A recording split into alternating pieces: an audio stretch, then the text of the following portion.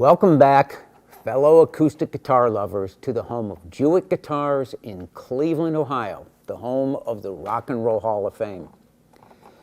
Today, I'm going to show you one of my latest guitars, but this guitar is spoken for, meaning it was a custom build. And so I want to use this opportunity not only to talk about the guitar that I built, but also the process or the interaction I had with the customer during the process, to give you guys an idea of what it's like to work with a custom guitar maker when you want to have them build you a guitar. This is a JG00, which is my version of the L00 Gibson, and it's a small body guitar. And this has just a beautiful kind of dark sunburst, mahogany sides, shaded mahogany back, mahogany neck that's also shaded.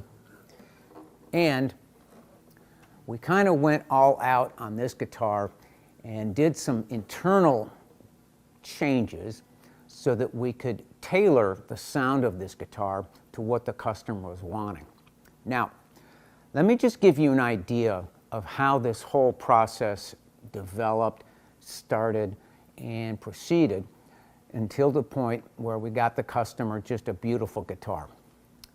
The first thing the customer did was to contact us at Jewitt Guitars and kind of feel us out over a phone call. Once we kind of decided that it might be something that he wanted to investigate, in other words, he wanted to build a guitar with us, we scheduled a Zoom chat. And a Zoom chat is a really great tool for me to get to see you and have you play some of the guitars that you may own, what you like about a guitar that you own, what you don't like. And on the opposite side of that, it's an opportunity for me to play some of the guitars that I have. I usually have several guitars that I've built that are waiting to be sold, or I'm just keeping for a while. And that way the customer can get an idea of what they kind of want.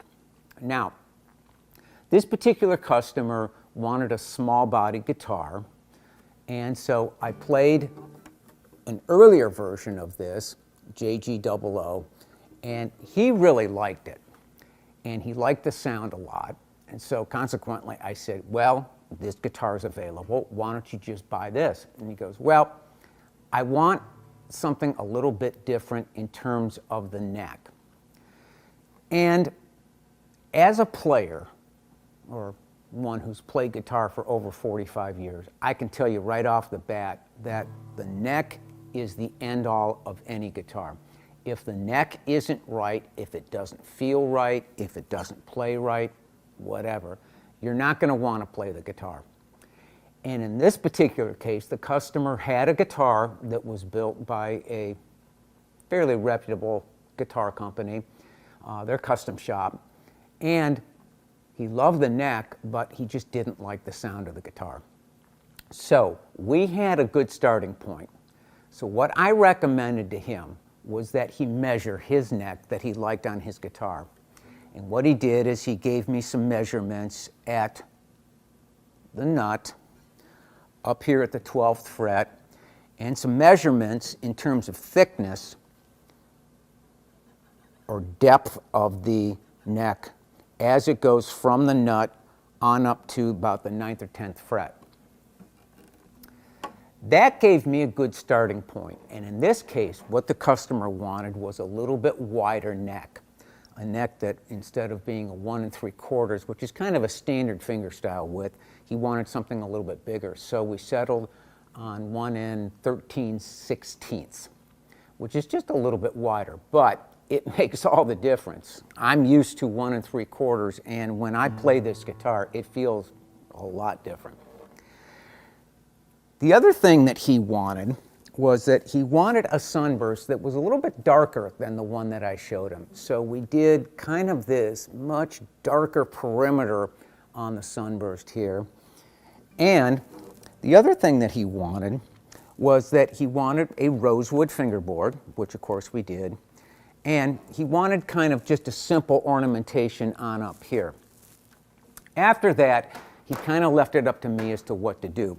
I recommended my favorite tuners, which are the Goto 510 Minis, which we put on the guitar, and these have the Cosmo finish, which is kind of a blackish gray finish.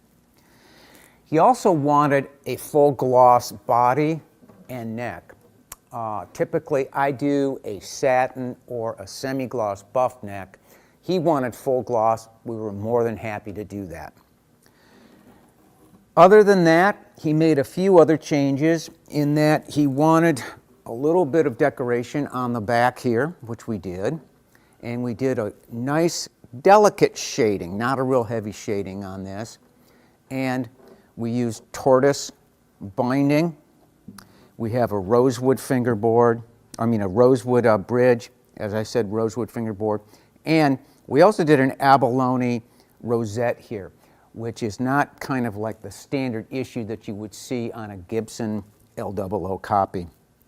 As always, we have bone pins, and he wanted a little bit wider bridge spacing.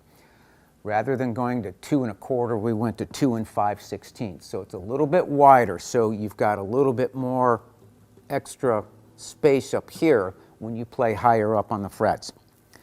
All in all, I played this guitar for him a couple times, just a quick kind of Instagram type of iPhone demo, and he loves it. So he wanted me to make this video to show you exactly kind of how good this guitar sounds. Now, the other thing that I did, which basically he didn't have much input over, was to shape the sound that he wanted. I made some structural changes internally. And what I did was, rather than going with unscalloped bracing, we scalloped the bracing. I also used Adirondack spruce. And the other thing, and probably most importantly, I suggested we go with a torrefied Sitka top. A torrefied Sitka top has a beautiful sound right away. In other words, you don't have to wait for the sound to develop at all. So, with all these things being said, let me play something on this guitar. And since this is going out to the St. Louis way, I thought it'd be only fitting that we probably play St. Louis blues.